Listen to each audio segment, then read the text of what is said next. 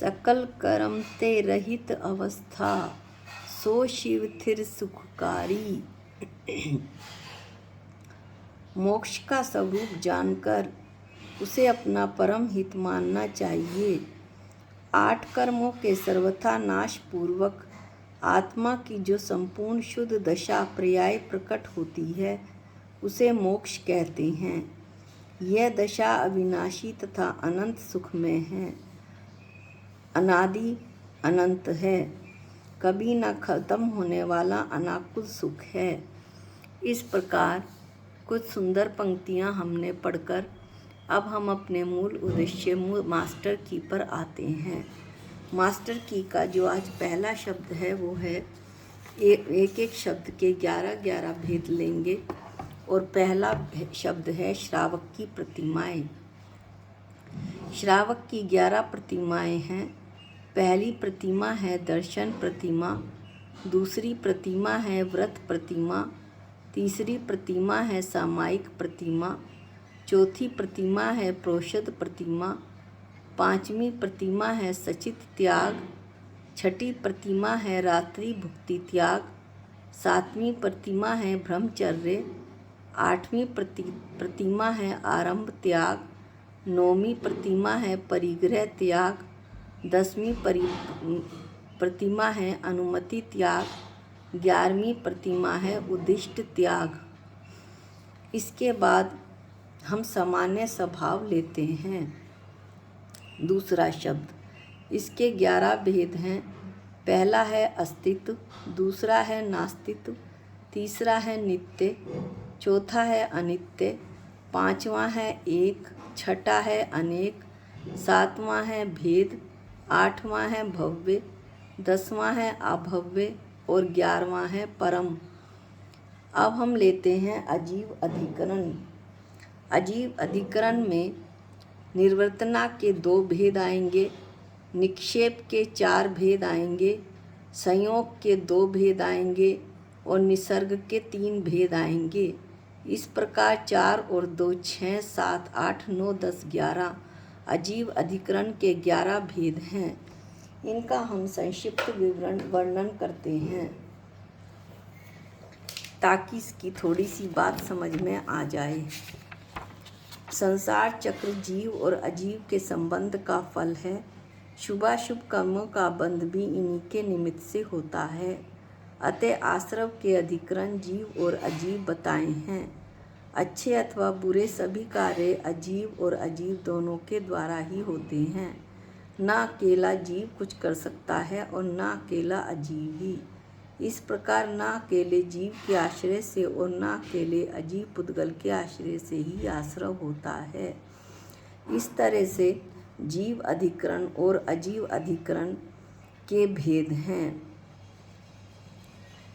इसमें आश्रम में इन दोनों के ही भेद लिए हैं, लेकिन यहाँ पर हमें जो भेद पढ़ने हैं 11 वो अजीव अधिकरण के लेंगे। इसलिए हम अजीव अधिकरण के भेदों में सबसे पहले जो भेद लेते हैं वो निर्वर्तना के लेते हैं। निर्वर्तना के 2 भेद हैं, उत्तर भेद मूल गुण निर्वर्तना और उत्तर गुण निर्वर्तना।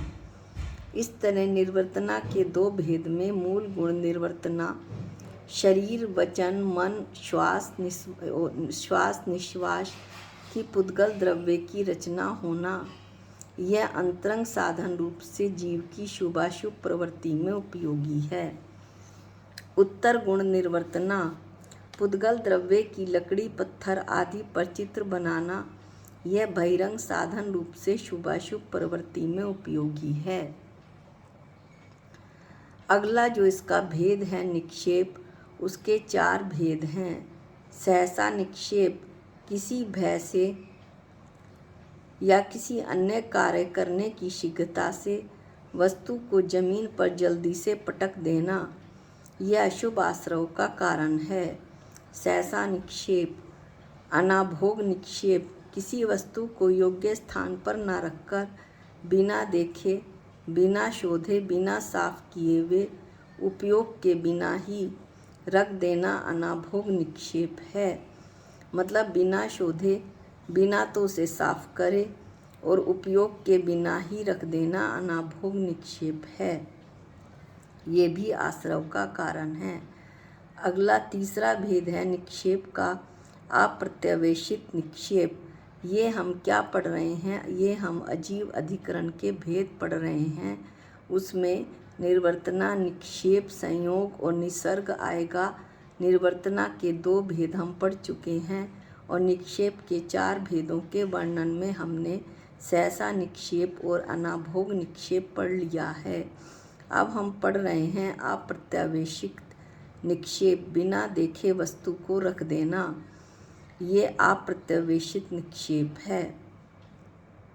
फिर है दुप्रभृष्ट निक्षेप, देखकर भी ठीक से प्रमार्जित किए बिना वस्तु को रख देना, झाड़े बिना वस्तु को रख देना। ये आश्रव का कारण है। इसके बाद संयोग, संयोग के 2 भेद आएंगे। अनेक वस्तुओं के मिलाने को संयोग कहते हैं। इसके 2 भेद हैं। एक तो भक्तपान संयोग, सचित और अचित खान पान को एक दूसरे में मिला देना भक्तपान संयोग है। जैसे गर्म में ठंडा मिला देना, ठंडे में गर्म मिला देना। इसके बाद है उपकरण संयोग, पुस्तक, कमंडलू, शरीर आदि को धूप से गर्म हुई पीछी आदि से पोंछना तथा शीत और उष्ण उपकरणों को आपस में मिला देना। शुद्ध और अशुद्ध शोधना सो उपकरण संयोग है। उपकरणों का मिलाना उपकरण संयोग कहलाता है। अब अगला भेद है निसर्ग। निसर्ग के 3 भेद हैं। पहला है मनोनिसर्ग, दुष्टतापूर्वक मन की प्रवृत्ति करना मनोनिसर्ग है। फिर इसके बाद दूसरा भेद है निसर्ग का वाग निसर्ग, दुष्टतापूर्वक वचन की प्रवृत्ति करना वाग निसर्ग है। इसके बाद तीसरा भेद है काय निसर्ग, दुष्टतापूर्वक काय की प्रवृत्ति करना काय निसर्ग है। इस प्रकार हमने अजीव अधिकरण के 11 भेद पढ़े। एक बार फिर से देख लेते हैं। निर्वर्तना के 2 भेद, मूल गुण निर्वर्तना, उत्तर गुण निर्वर्तना। निक्षेप के 4 भेद, सहसा निक्षेप, अनाभोग निक्षेप, दुप्रभृष्ट निक्षेप और अप्रत्यावेशित निक्षेप। इसके बाद है संयोग, भक्तपान संयोग और उपकरण संयोग। फिर है निसर्ग। इसके 3 भेद हैं, मनोनिसर्ग, वाग निसर्ग और काय निसर्ग। इस प्रकार कुल 11 भेदों की चर्चा हुई अजीव अधिकरण के। अब हम पढ़ते हैं 11 रुद्र। 11 रुद्र हैं। पहला भीमावली, दूसरा है जित शत्रु, तीसरा है रुद्र, चौथा है वेश्वानर, 5वां है सुप्रतिष्ठ, 6ठा है अचल, 7वां है पुंडरीक, 8वां है अजितधर, 9वां है अजित नाभि, 10वां है पिठाल, 11वां है सात्विक पुत्र। अब इसके बाद अगला शब्द लेते हैं 11 अंग। पहला है आचारंग, दूसरा है सूत्र कृतांग, तीसरा है स्थानांग, चौथा है समवायंग, 5वां है व्याख्या प्रज्ञप्ति, 6ठा है ज्ञात धर्म कथांग। ये हमने तत्वा सूत्र के 20वें अध्याय में बहुत अच्छे से दिया हुआ है और इसका वहाँ से विस्तार से वह विवरण भी आप कर सकते हैं। भगवती आराधना में इसका विस्तार दिया हुआ है। 7वां है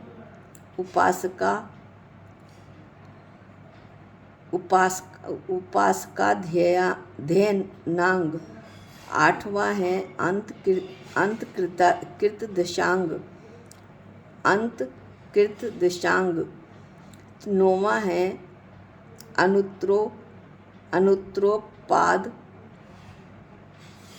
अनुत्रोपादक दशांग, 10वां है प्रश्न व्याकरण, 11वां है विपाक सूत्रांग। इस तरह से हमने 11 अंग पढ़े।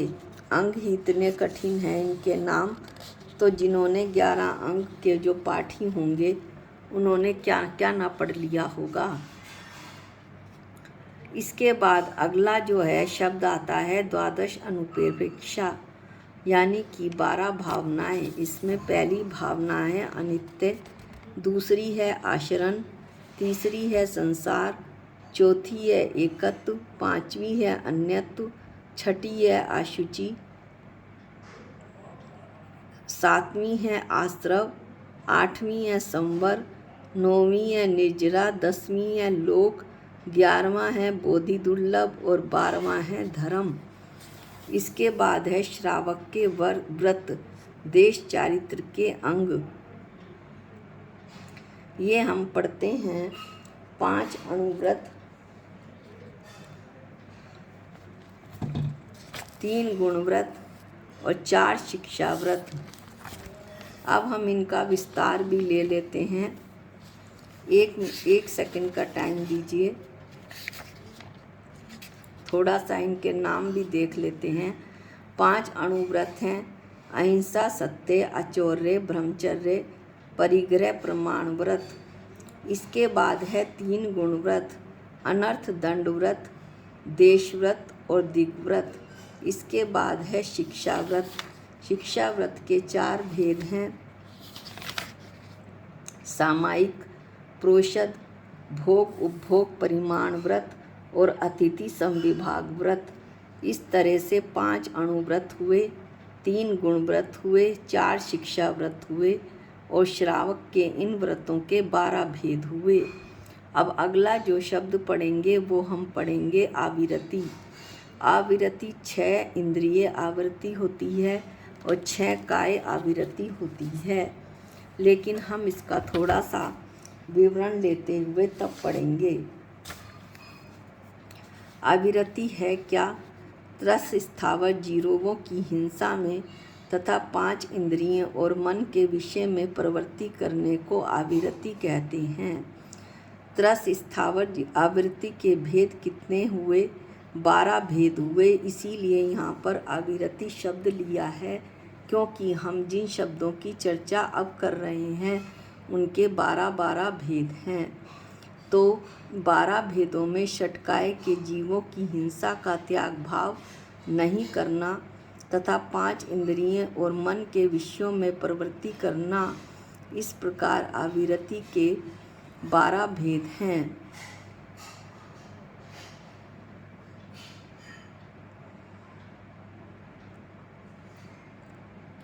षटकाय के जीवों की हिंसा का त्याग भाव नहीं करना। षटकाय कौन से जीव हुए? पृथ्वी, 5 तो स्थावर और 1 त्रस। पृथ्वी कायिक, जल कायिक, अग्नि कायिक, वायु कायिक, वनस्पति कायिक, ये तो 5 स्थावर और त्रस में आ जाएगा।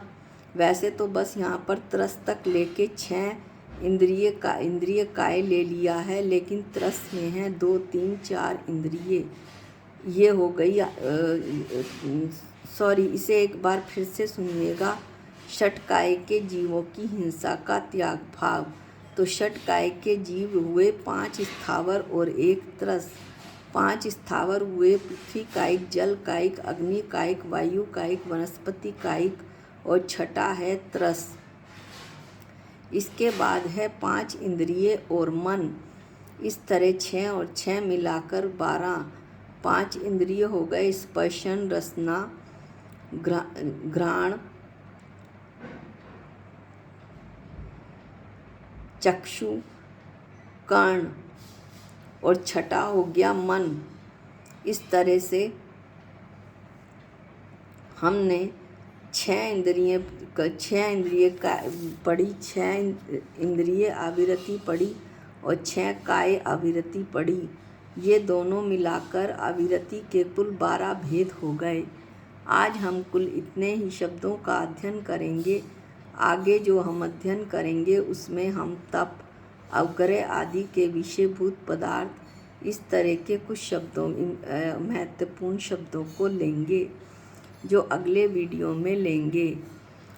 निज निधि निज में बताई, ये अनंत उपकार है, इसके लिए जिन वाणी माँ को वंदनानंत बार है, वंदनानंत बार है। सबको जय जिनेंद्र।